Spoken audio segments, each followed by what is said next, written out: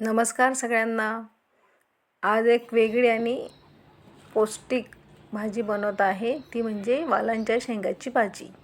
तर त्या असे लांब शेंगा मिळतात बाजारामध्ये, तर त्या अशा कट करायच्या साईडनी आणि छोटे छोटे पीस करून घ्यायचे.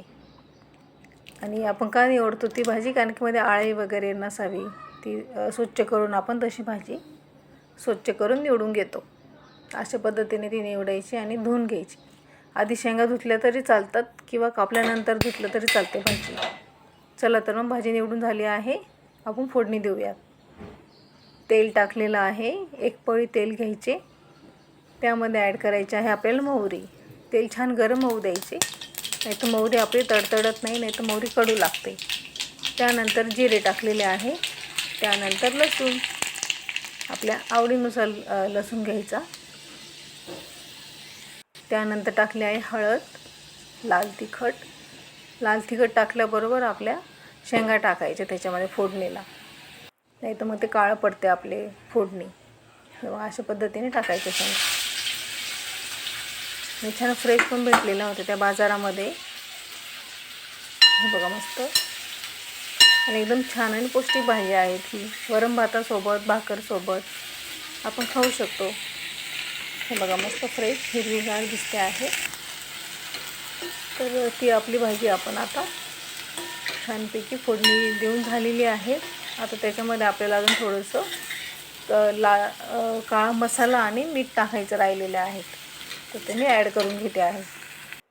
कोणी कोणी त्याच्यामध्ये धने पावडर पण ॲड करतं, पण धने पावडरपेक्षा काळा मसाला टाकायचा घरगुती केलेला.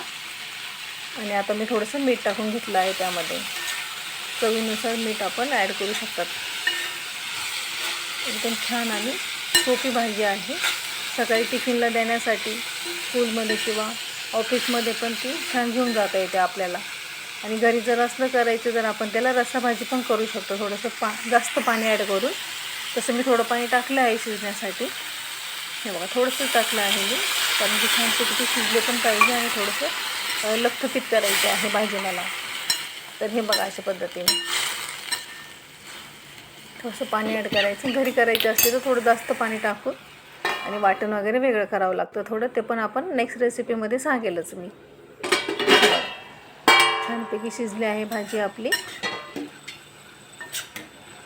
एकदम पौष्टिक आणि आयुर्वेदिकमध्ये पण सांगितलेले आहे की ही खाण्यासाठी खूप छान असते म्हणून. हे बघा मस्तपैकी भाजी आपली शिजलेली आहे. तर तुम्ही कशा पद्धतीने करता हे पण मला कमेंट करून सांगा.